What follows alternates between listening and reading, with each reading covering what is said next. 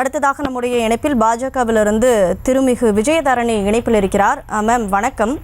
அண்ணா பல்கலைக்கழகத்தில் அந்த மாணவி பாலியல் வன்கொடுமை செய்யப்பட்ட சம்பவத்தை கண்டித்து திமுக ஆட்சியில் சட்டம் ஒழுங்கு சரியில்லை அப்படின்னு சொல்லி உங்கள் மாநில தலைவர் அண்ணாமலை தன்னைத்தானே சாட்டையால் அடிச்சுக்கிட்டாரு இன்னைக்கு.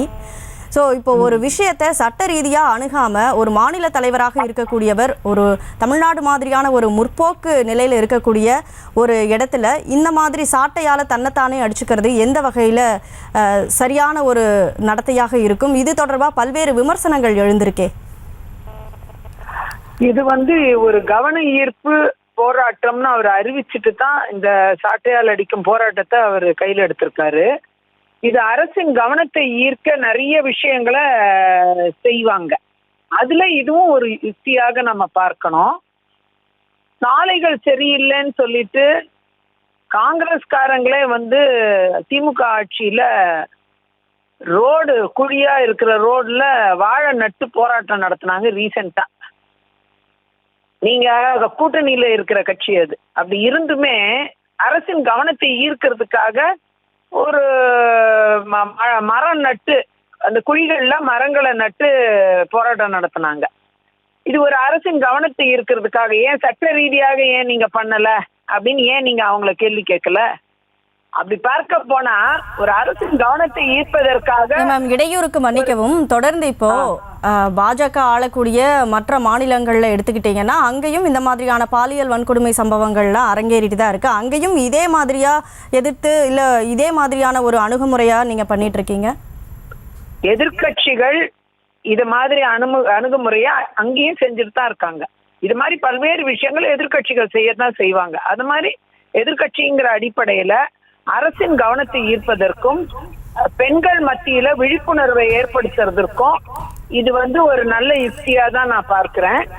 காரணம் இன்னைக்கு பெண்களை பொறுத்தவரை இந்த மாதிரி, அதாவது இன்னைக்குமே பெண்கள் இரண்டாம் தர குடிமக்களுங்கிறத நாம மறந்துடக்கூடாது. அப்படிதான் நடத்தப்படுறோம். இன்னைக்கு பெண் தனக்கு யார் கணவரா வரணுங்கிறத அவ சாய்ஸ் பண்றதுக்கு அவளுக்கு அதிகாரமே இல்லாம இருக்கு.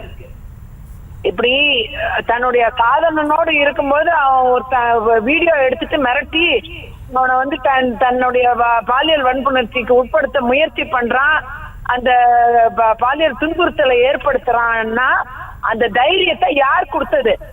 அந்த ஆண்கள் மத்தியில ஒரு விழிப்புணர்வு வேண்டாமா? அப்படிப்பட்ட தவறுகள் செய்யக்கூடாதுன்னு எப்படி விழிப்புணர்வை கொண்டு வர்றது? அது மட்டும் இடையூறுக்கு மன்னிக்கணும். இப்ப ஹத்ராஸ் சம்பவத்தை எடுத்துக்கிட்டீங்கன்னா சொல்லி முடிச்சிடுறேன்.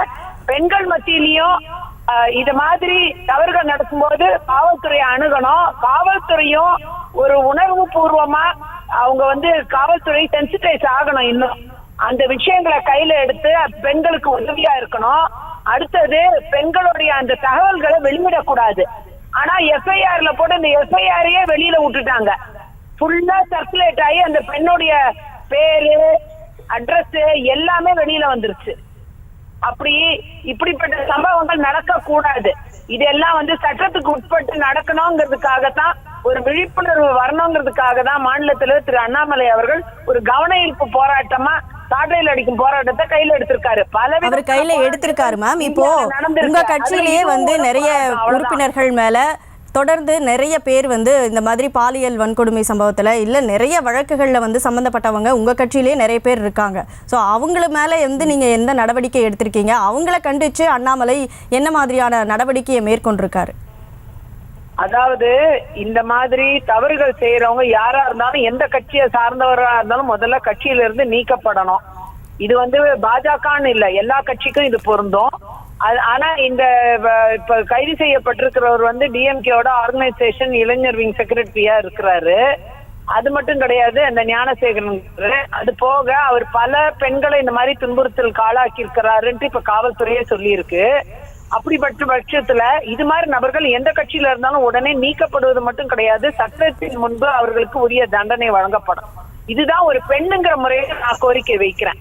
நான் கட்சிக்கெல்லாம் அப்பாற்பட்டு இந்த விஷயத்துல ஒரு பெண்ணுங்கிற முறையில பெண்களுக்கு உண்டான பாதுகாப்பு, பெண் குழந்தைகளுக்கு உண்டான பாதுகாப்பை பத்தி நான் ஆலோசிக்கிறதுல எனக்கு கிடைக்கிற விடயங்கள்லாம் இன்னும் காவல்துறை சென்சிட்டைஸ் ஆகணும். பெண்கள் விஷயத்துல பெண் குழந்தைகள் விஷயத்துல இளம் பெண்கள் விஷயத்துல இன்னும் சென்சிட்டைஸ் ஆகணும். அவர்கள் காவல்துறை அணுகும் போது அவர்களை ஒழுங்கா நடத்தி அவங்கள நீங்க தப்பு செஞ்சீங்கிற பார்வையிலேயே அவங்கள பார்க்கறதும், அவங்களுக்கு உரிய நீதி கிடைக்காம பண்றதும், அவர்கள் பெயர்கள் வெளியில அவர்களுடைய தகவல்கள் எல்லாம் அட்ரஸோட வெளியில உலாவி அவங்களுக்கு இன்னும் மேல உயிருக்கும் உடைமைக்கும் ஆபத்து வர அளவுக்கு நடத்துவது காவல்துறையில ஒரு தவறான விஷயமா நடந்திருக்கு. இது ஓகே எல்லாமே மேம், இணைப்புல இந்த தருணத்துல உங்களுடைய கருத்துக்களை பகிர்ந்ததற்கு நன்றி திருமிகு விஜயதரணி.